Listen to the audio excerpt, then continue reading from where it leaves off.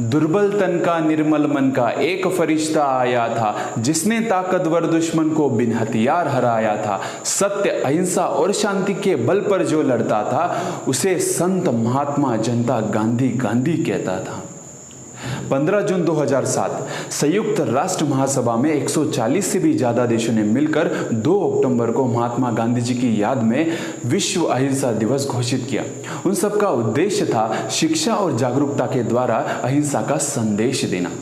महात्मा गांधी जी कहते हैं, मैं हिंसा का विरोध करता हूँ क्योंकि उससे प्राप्त हुआ समाधान बस कुछ ही समय के लिए होता है, परंतु उससे पैदा हुई नफरत हमेशा के लिए रहती है। अहिंसा का मतलब है परह दुख दुखी, किसी दूसरे के दुख को जानना और उसके दुख को अपना दुख मानना, यह अहिंसा है। महाभारत में लिखा हुआ है, अहिंसा परमो धर्मः धर्म हिंसा तथैव च।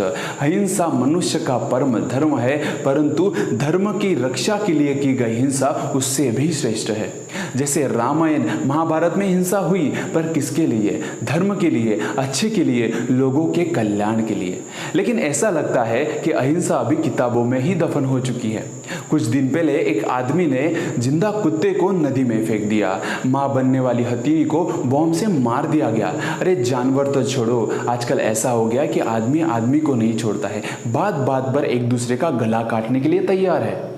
क्या हम भूल गए अहिंसा? नहीं, शायद हमें याद आती है अहिंसा, पर कब? सिर्फ 2 अक्टूबर को। हमें याद आता है वो योग दिन, पर कब? सिर्फ 21 जून को। हमें याद आता है वो स्वच्छ भारत अभियान, पर कब? सिर्फ 18 अप्रैल को।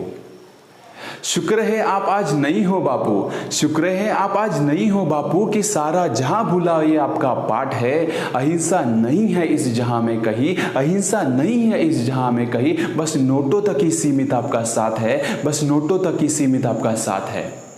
अगर हम इस रुख को बदलना चाहते हैं तो मुझे, आपको और हम सबको एक साथ आना होगा, क्योंकि एकता ही निर्बल को शक्ति प्रदान करती है। गरीबी, असमानता, जातिवाद यह मानवता पर लगा हुआ एक कलंक है, जो आदमी को आदमी से दूर करता है और आदमी को अपने आप से दूर करता है। और इसीलिए इस कलंक को हमें जड़ से उखाड़ना होगा और उसके लिए हमें अहिंसा के मार्ग पर चलना होगा। आप अहिंसा में विश्वास मत खोइए, आप अहिंसा में विश्वास मत खोइए। अहिंसा एक सागर की तरह है। अगर सागर की कुछ बूंदें गंदी है, अगर सागर की कुछ बूंदें गंदी है, तो सागर गंदा नहीं हो जाता, तो सागर गंदा नहीं हो जाता। धन्यवाद।